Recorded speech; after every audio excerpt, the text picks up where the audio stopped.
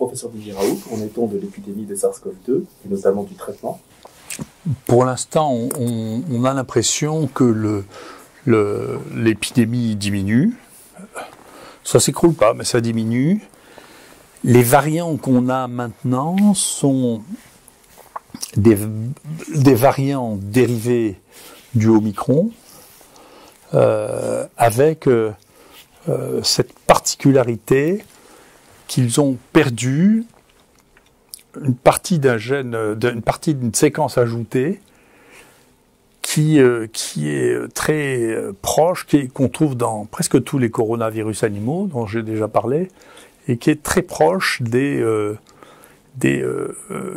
la même séquence chez les insectes. Donc on a l'impression qu'à un moment, les coronavirus ont pris cette séquence chez les insectes et que cette séquence est associée à la distribution et à la contagiosité de ce virus, puisque les deux groupes de virus que l'on a vus associés à cette perte de ce bout qui est au bout du virus sont associés à une diminution de l'infectivité. Ils n'ont pas donné des grosses épidémies, ils ont eu des petites épidémies qui se sont rapidement éteintes toutes seules. Donc il est possible, encore une fois, moi je suis plus dans l'empirisme, c'est-à-dire j'observe les données.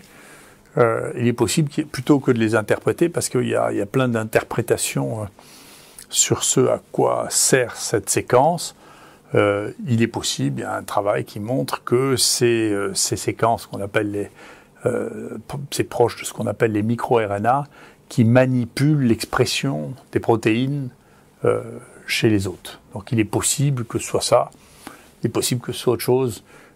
Encore une fois, ce que l'on voit, en tout cas, c'est que pour l'instant, les lignées de virus qui perdent cette partie-là sont plutôt moins contagieux. Voilà ce qu'on voit. Donc ça, c'est un premier point qui est un point qui paraît important dans l'épidémie. Par ailleurs, il y a de plus en plus de travaux qui sortent. Le temps passera, il faudra les analyser avec patience, parce que beaucoup de ces travaux, j'ai écrit au rédacteur en chef du journal qui a publié celui-là, par exemple, qui est un travail qui n'est pas mal fait, mais les conclusions sont des conclusions, vous voyez, tous les travaux que l'on voit qui utilisent l'hydroxychloroquine ou les antiviraux trouvent des différences, mais dans l'abstract, on vous dit qu'il n'y a pas de différence. Et en réalité, c'est que à chaque fois, il n'y a pas de différence significative parce qu'il n'y a pas assez de cas. Par exemple, dans ce travail-là, vous voyez qu'il y a 2 fois moins de morts avec l'hydroxychloroquine. Donc, si je vous dis, vous savez, il y a un truc où il y a 2 fois moins de morts, vous allez prendre celui où il y a 2 fois moins de morts. Mais comme l'échantillon est tout petit, en réalité, ça n'est pas significatif comme différence. Ou bien alors, dans cet autre travail, vous voyez, qui est le grand travail français, là, sur Discovery, vous voyez 2 choses très intéressantes.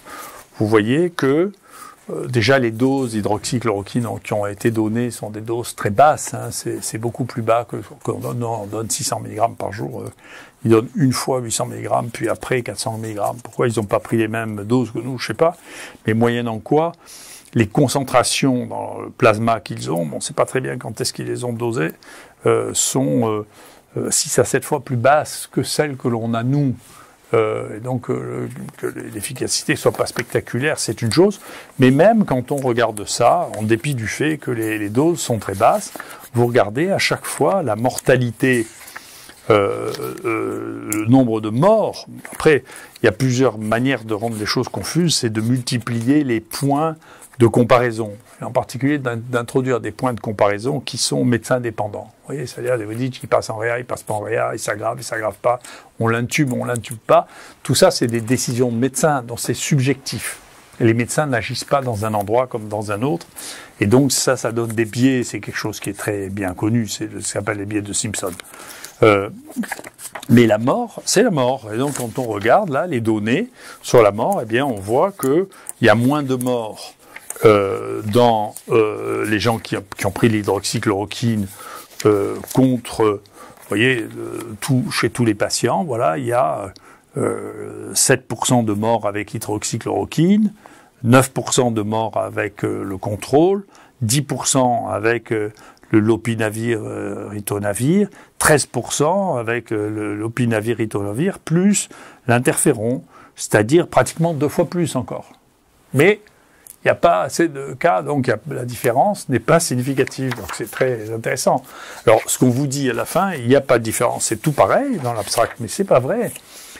Ça s'appelle une différence, mais on ne peut pas qualifier cette différence parce que l'échantillon ne permet pas de montrer une différence dans le travail qui a été fait. On ne peut pas montrer une différence de 50% de réduction de la mortalité. Vous vous rendez compte? C'est-à-dire, si on dit, écoutez, je vais faire un essai, mais s'il y a 50% de différence de la mortalité, je ne le verrai pas. C'est-à-dire que votre essai est mal fait. On ne peut pas faire des essais comme ça, c'est des enfantillages. Alors, ce qui est très intéressant par ailleurs, du coup, il y a d'autres données, il faut les fouiller, il faut les regarder dans les matériels supplémentaires, mais il y a un autre papier qui est très bien fait, c'est finalement, qu'est-ce que c'est qui donne des complications cardiaques. Vous vous rappelez de cette espèce de grande folie dont on fait comme si elle n'avait pas existé, qu'on a appelé le Lancet Gate, qui disait que ça donnait des atteintes cardiaques. Mais alors maintenant, personne ne sort sur l'hydroxychloroquine la moindre atteinte cardiaque. Il n'y en a pas. Il y a 0 papier. D'accord, donc c'est bien, c'est intéressant. Mais avec quoi il y a des papiers? Alors il y avait, je vous rappelle, un papier que je vous avais montré, qui est celui-là, qui est un papier qui avait été fait en regardant les banques de données de l'OMS et qui montrait que les éléments cardiaques qui déterminent les torsades de pointe et les arrêts cardiaques, ça commence par un ralentissement du cœur, ça s'appelle une bradycardie, et ils ont testé. L'idée, c'était de voir si l'hydroxychloroquine donnait ça. Et surprise, l'hydroxychloroquine ne donne pas du tout. Et qu'est-ce qu'on voit? C'est au contraire le remdesivir.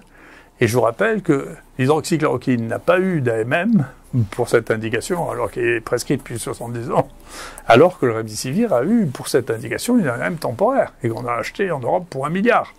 D'accord? Donc c'est compte tenu de la connaissance, c'est un contresens. Alors l'autre qui a beaucoup été proposé ces derniers temps, c'est le ritonavir. Vous voyez, alors donc vous avez vu le ritonavir dans la grande étude française qui a été faite, c'est celui qui marche le moins, il marche moins bien que le contrôle. Donc c'est pas mieux que rien, c'est pire que rien. Et en plus de ça, il donne lui des atteintes cardiaques.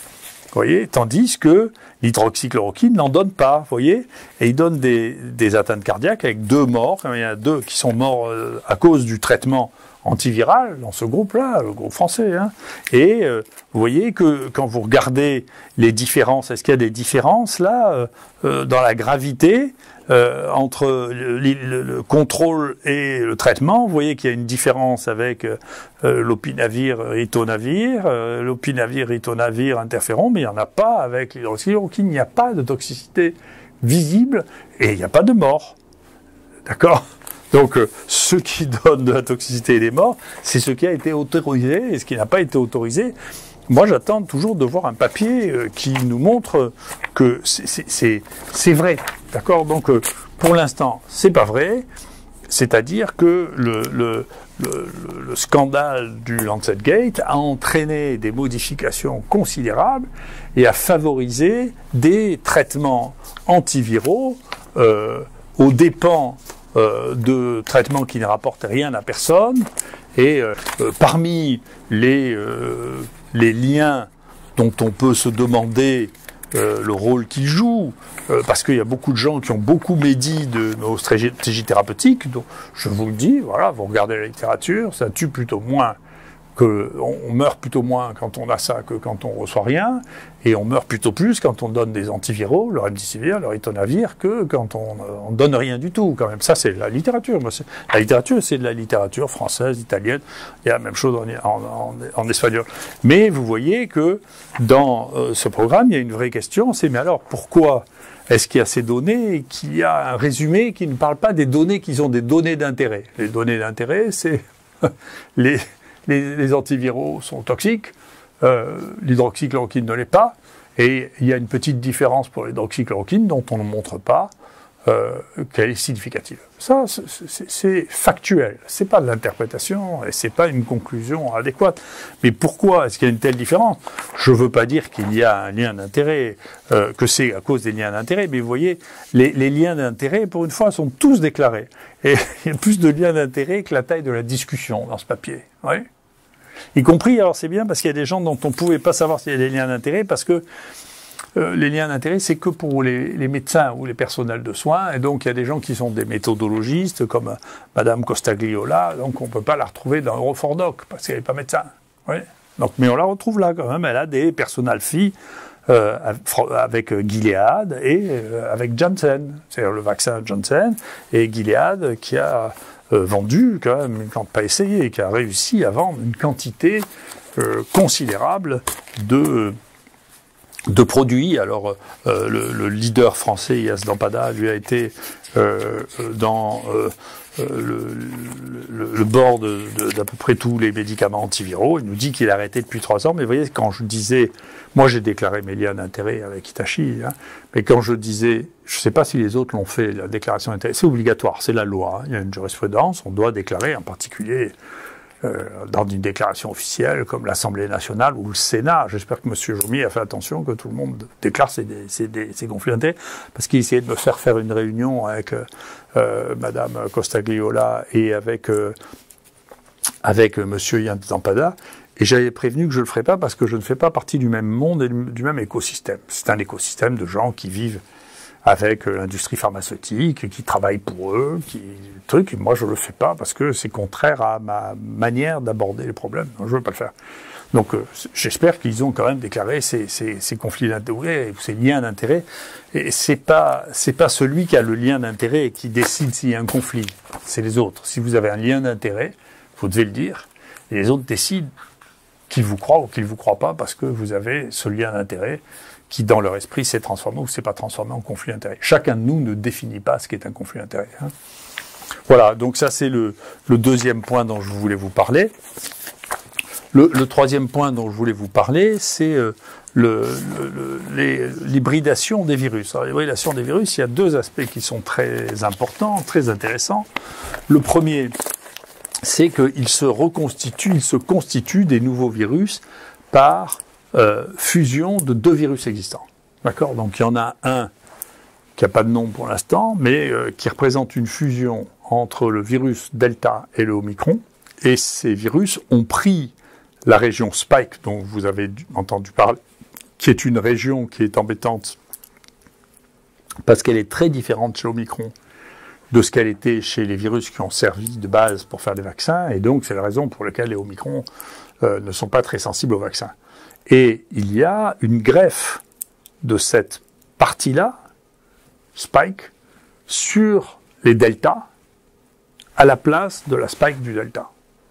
Qu'est-ce que va devenir ce mutant? Est-ce qu'il va être plus méchant, moins méchant? On n'en sait rien du tout. Il y a une chance qu'il résiste aux anticorps du vaccin, bien sûr.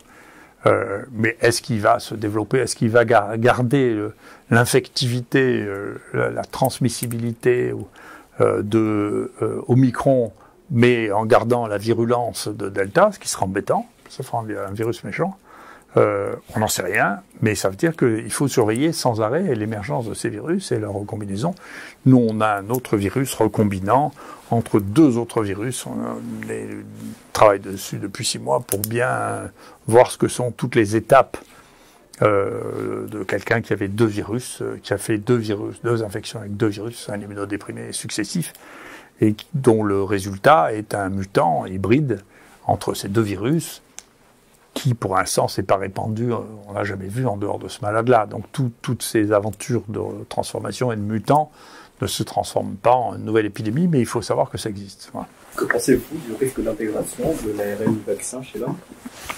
Il y avait un travail qui a fait l'objet d'une levée de bouclier terrible qui était publiée dans Proceedings of the National Academy of Health, qui est of Science, qui est un très très grand scientifique, qui s'appelle Jaenisch, qui a eu beaucoup de difficultés à publier ce premier papier, qui a montré que ils soupçonnaient que certains patients qui avaient des PCR, d'ailleurs, ou ceux qui ont détecté encore de l'ARN pendant longtemps, et chez qui on n'arrivait pas à cultiver les virus, et c'était dû au fait que l'ARN avait été transformé en ADN, et cet ADN avait été inclus dans le génome des cellules du patient.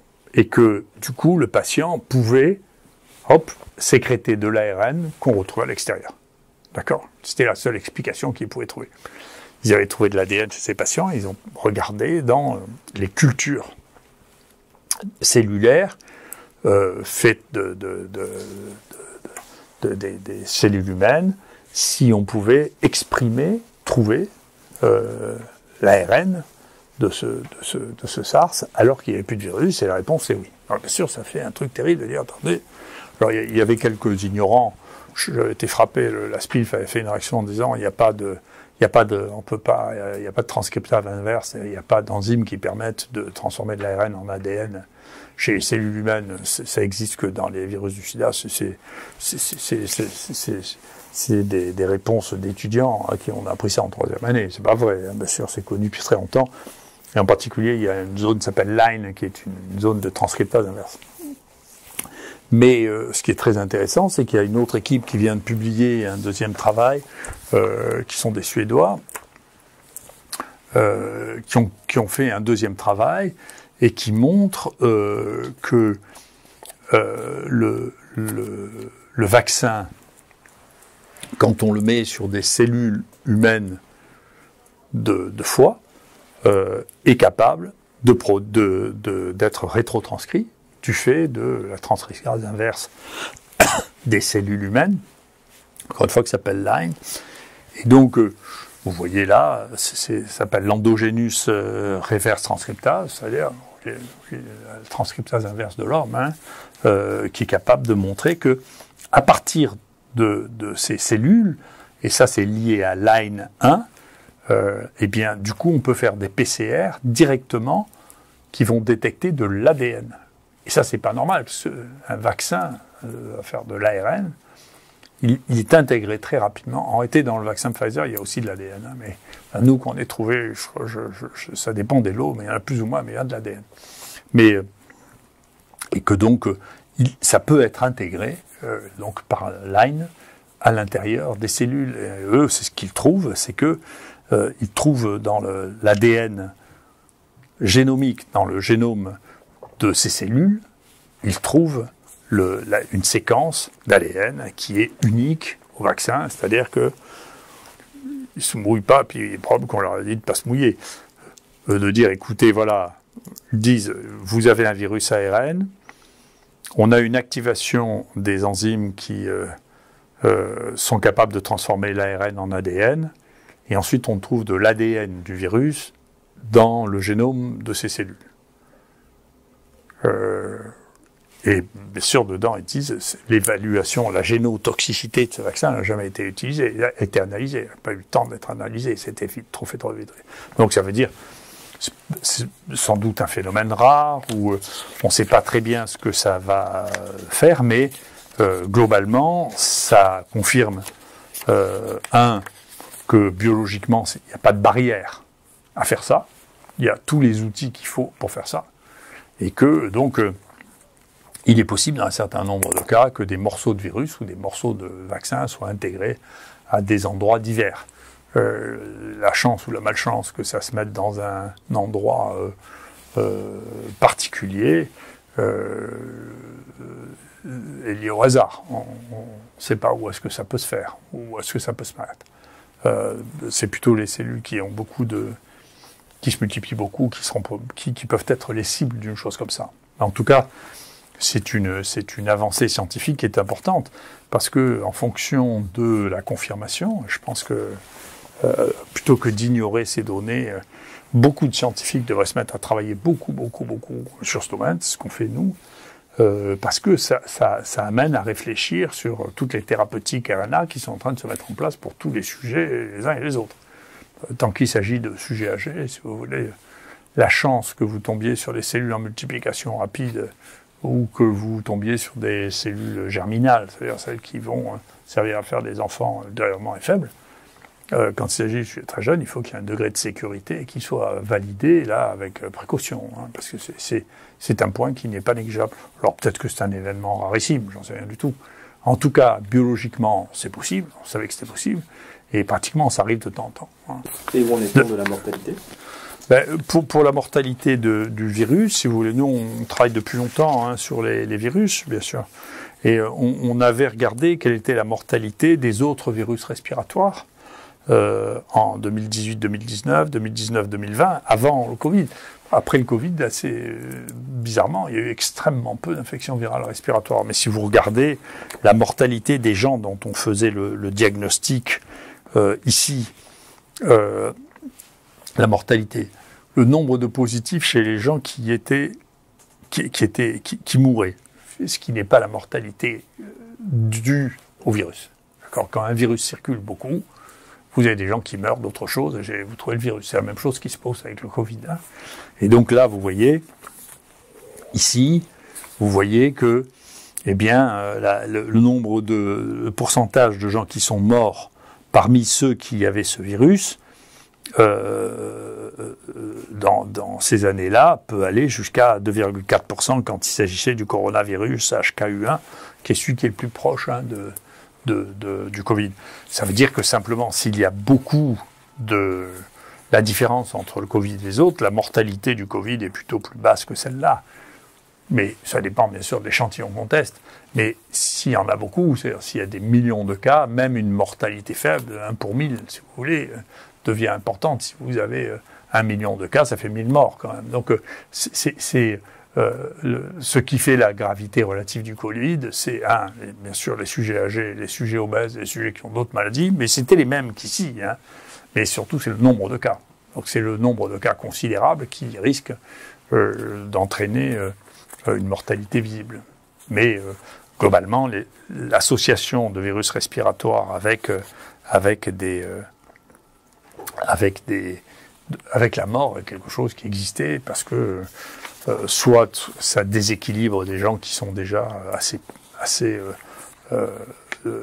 fragiles, soit ça n'a rien à voir et les gens meurent d'autre chose en étant porteurs d'un virus saisonnier qui sévit pendant ce temps.